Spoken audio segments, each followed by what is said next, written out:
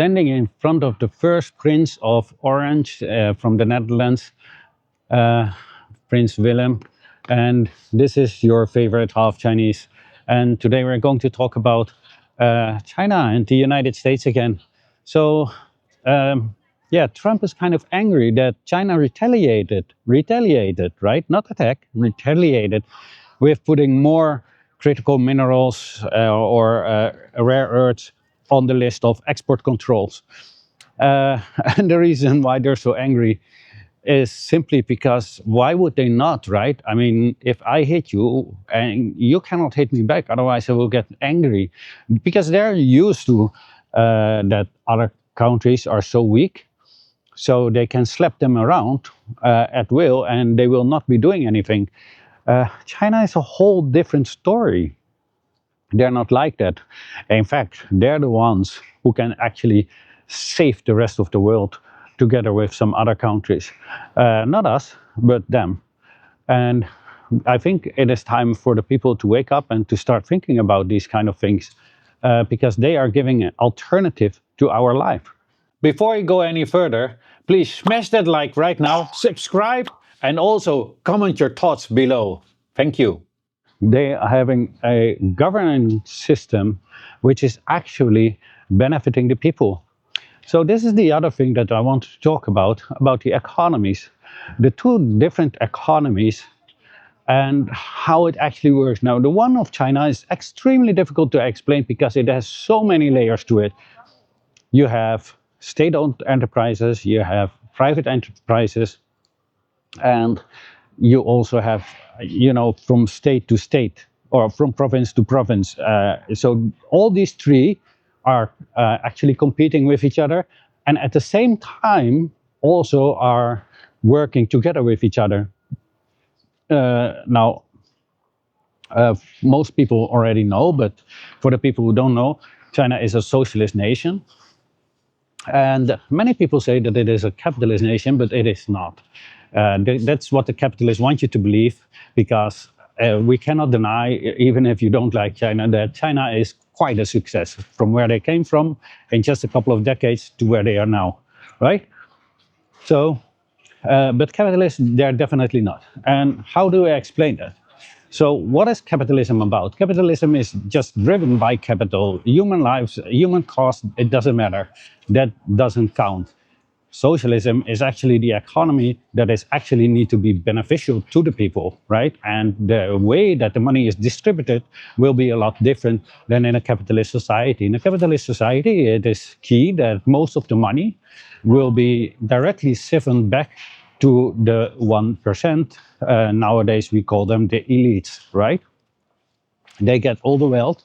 And we can see it very clearly in the United States, the most capitalist country in the world, right? How can we see that?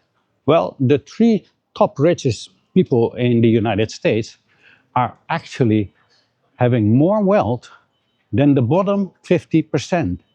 The bottom 50%. That's a 5 and a 0. That's half of the country. That's how you can tell how it actually works, right? How is it possible that so many people are living on the street and there's three people that have more wealth than all these people combined? And also the ones that are not living on the street, right? Because it's not 50% living on the street, but soon might be. An economy needs to be driven. Yes, you need to have a healthy economy, but it must serve the people and not the other way around. So how does China do that actually, right?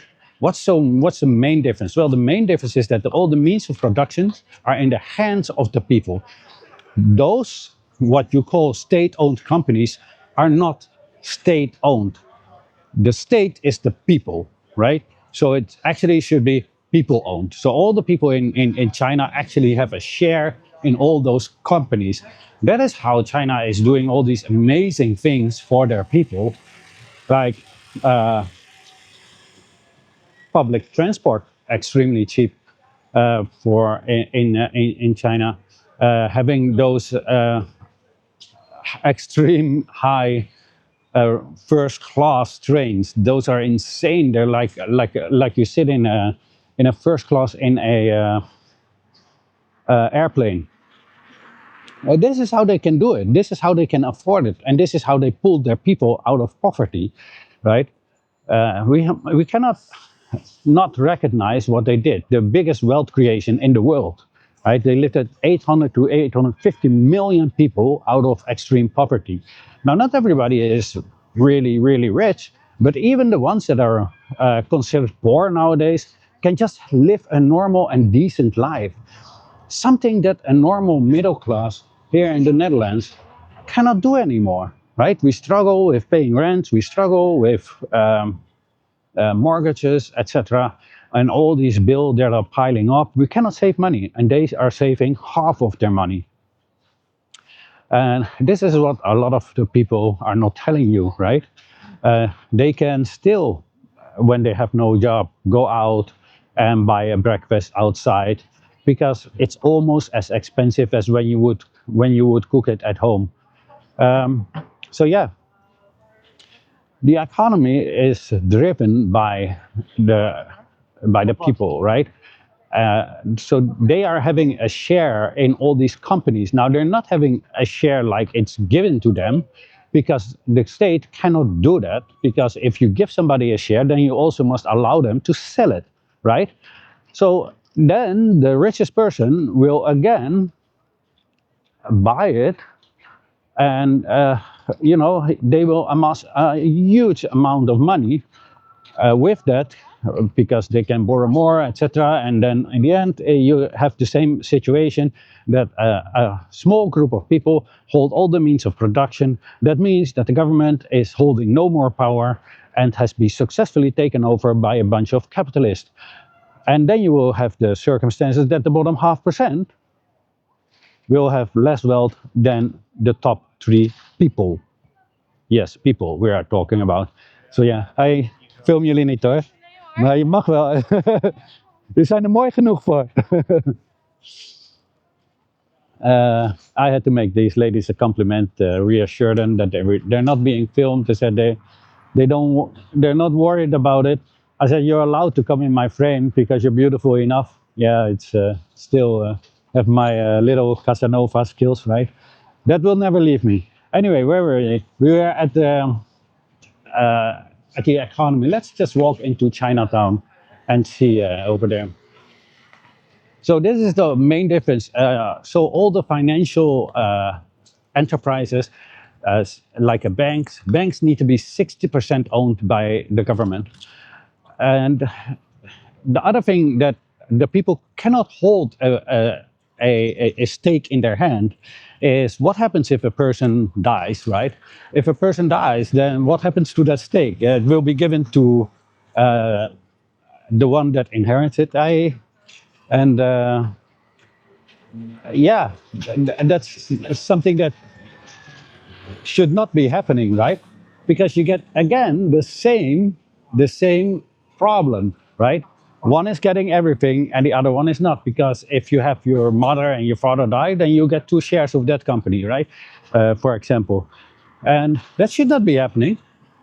And your kids will then have even more than that, right? So, or nobody is going to get it. So therefore, the state must hold it. That is what is meant by a state-owned company. A state-owned company, now the utilities in China are like, I don't know, it depends on where you are, right? There are people that are paying like 10 or 15 bucks a month. That's just insanely low. And the reason for that is because all the resources are state-owned, right? So you actually basically only are paying to distribute it to you or to get it out of the ground or whatever it needs to be processed, right? And that's a very low amount of money. So yeah, that's what we are doing in China. Well, not we. I hope one day we, because I certainly don't want to die in this dump. Although this is Chinatown, should not be saying this. Big part of my life that I spent here. But yeah, it's still a dump compared to many places in China, right? And that considering that we are capitalists and we actually have a lot of money in the Netherlands. It's one of the richest countries, especially with the amount of people that are living here. So It should not be like this. We should look like Shanghai or something like that, right? But we don't. We look like, at, at best, a fifth-tier city in China. At best. Anyway, this was a small explanation. I think you now can see what socialism actually does, right? It also protects the people from other companies monopolizing the entire market, right? Which we have here. And because of they have successfully monopolized so many parts of our economy, and actually our entire economy is now one big monopoly, but separated in several groups, also creates the circumstances that the prices have gone up so much and nobody can do anything about it. So you just need to bend over and pull your pants down and let them just do you, right? And that's capitalism. It's never going to happen in China. It's never going to happen in China. So yeah, that's a great thing for them, because how is it possible that they can buy food for under €1, and we, I think I can buy a bag of chips. Yeah, that's about it. Something right here in the supermarket. Maybe a can of peeled tomatoes. But yeah, to have a real food or something like that, dan moet je hier zijn. Yeah, I. So yeah, they wanted to wave, but yeah, the camera it looks like it pointing the other way, but it's pointing at me. So yeah, I. Anyway, so got distracted again. I need to know of you. Did you all know this? Let me know in the comment section. What do you think is more preferable? I'm going to give you an example on how these things can operate to benefit the people. During the lockdown in China, the people had to. Hey, ben even aan het filmen. The people had to lock down, obviously. But then they obviously needed to have groceries or food having delivered. And then a lot of the shops thought, oh, great, because they have been on lockdown, now we can just raise the price. They can't do anything, right? So the government just stepped in and said, no, it's not going to happen. You're not allowed to do price gouging, especially not in this critical moment. The people have no choice but to sit in, and then you are going to raise the prices. And then they said, if you're going to do it, then you're going to first, I think it was a fine or a warning, and the second time you will be closed for about 2 weeks, and if you do it again, then you're going to be closed for half a year, something around like that. Might not be very precise, but the punishment was a real punishment, right? Because if your business is closed for 2 weeks or a half year, that's horrible. But at least this is the way how they protected the people. And this shows you that their economy, they want to have a good economy, but not at the cost of the people, right? I'm going to give you another example. For example, Evergrande, the real estate company. So they were borrowing money on projects, and start a new project, borrow money on that, start a new project, borrow money on that, blah, blah, blah. And eventually, obviously, you're going to walk into a brick wall. And the state says, we're not going to bail you out. You're going to have to sell it off. Forget about that the people will not bail you out. It's not going to happen. And they were like, oh, but what? No. A lot of Western people were actually gambling on it. And they thought, yeah, let us just buy shares, and then we're going to make a whole media circus around it in the press and trying to pressure China into bailing that company out. And then our shares will get high in value, right? China actually warned them, said, don't buy shares. If you do, you're going to lose it. They didn't want to believe it because they still think in Western terms. And that's something that you should not be doing. And this is, it is not a capitalist nation. So the rules are working totally different. So they lost their money because China said to the government said to Evergrande, you need to sell Otherwise, you know, it's going to be the end. And so they had to break up their entire company all into nice little pieces. And then it was sold in pieces. And in the whole media, I don't know if everybody still remembered, everybody was, oh, they're going to create a whole economic crisis, blah, blah, blah. It was only a company of 600 billion. I had so many, so many conversations with people uh, getting angry, especially with me, because I said, don't worry about it. It's just 600 billion. It's not a world economy, right? These are not banks or whatever. It's for everything somebody will buy, right? So yeah. Anyway, that was actually beside the point, I think. So that was another example, right? So how does it go in the West? So in the West, it goes like, oh, the capitalists are gambling with our money, right? Because not, I'm not sure if all banks work like that, but a lot do. If you are putting your money in, directly use that money to invest.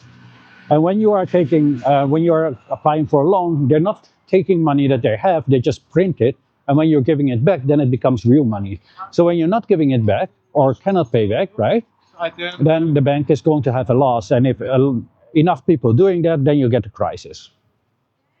So, and then what does the government do? Instead of telling those banks, hey, you took the risk, you did all these kind of things, therefore, you are going to be punished, sell it off. Sell your company. Just cut it in pieces and sell it piece by piece. If you cannot sell it as a whole. No, in a capitalist nation, they say, well, you poor people that are working very hard and are totally against all this speculation, etc., you're going to have to pay for the bankers, and then the bankers are going to be bailed out with billions of the tax money, which will not be invested in clean streets, as you can see, right? Because all that money will be given to the big bankers, the financial market, and so the people actually are paying for billionaires to gamble on the stock market. That's literally what we are doing. We are giving them a free roll. Oh man, yeah, I wanted to sit there, but there was the thing of the joint over there, and don't want to be seen with that. It's perfectly legal here in the Netherlands, but I don't want to be, viewed like that. So I'm going to sit here. So yeah, that's quite a difference, right? And then what the big bankers are doing, they're going to give each other a nice bonus of 30 million, 50 million, whatever it is that they give, of our money. This is capitalism. And this is how it actually, what the main differences are. I'm going to give you another example, which is especially for the people in the Netherlands. Listen very, very carefully, because you're living in a home crisis, right? And in a lot of capitalist nations, they are saying, "Oh, we're having a home crisis." There's no home crisis. There's homes enough. The problem is it's too expensive. Why is it too expensive? Well, I'm going to give you an example. My grandfather and grandmother used to have a house nearby me, and I think they sold it for 40,000 guilders at that time. €1 is 220 guilders. And at the time, that was when I was 12.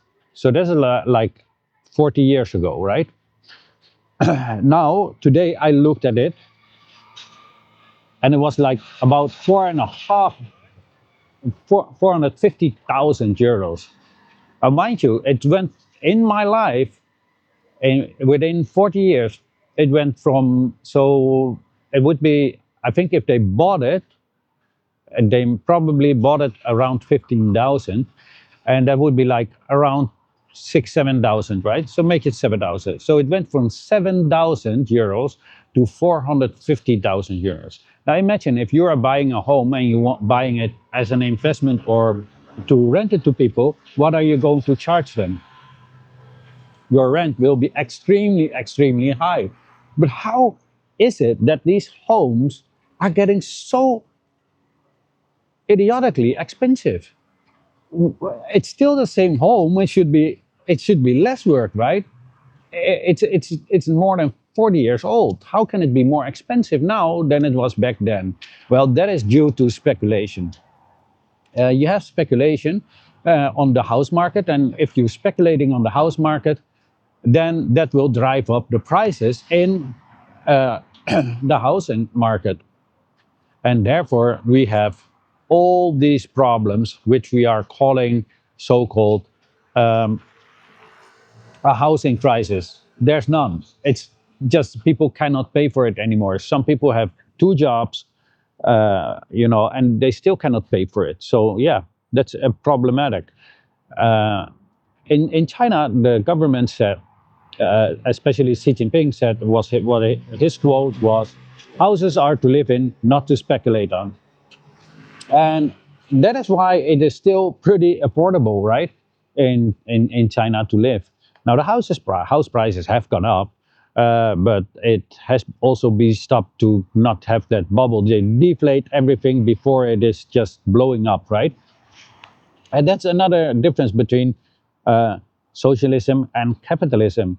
So I hope that people start to understand a little bit about the differences and get a little bit off that uh, whole thing that you must be scared of it. I'm not saying that you must be for it or not. I mean, I can understand if you're a capitalist, then yes, definitely you would choose capitalism, right?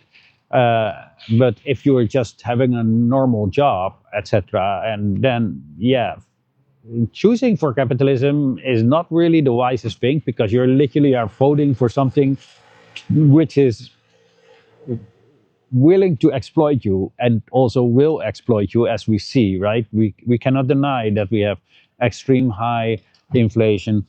We cannot deny that China is having sometimes even deflation. So yeah, what is it that you want in life, right?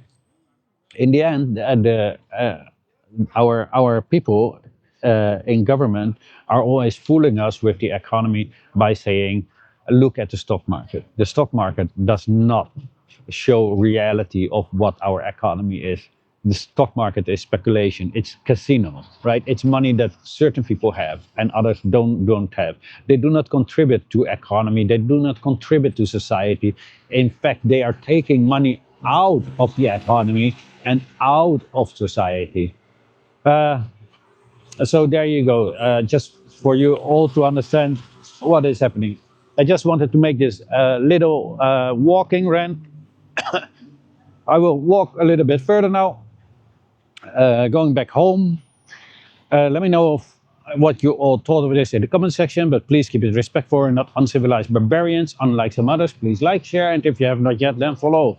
And as always, have a great day. Your favorite half Chinese.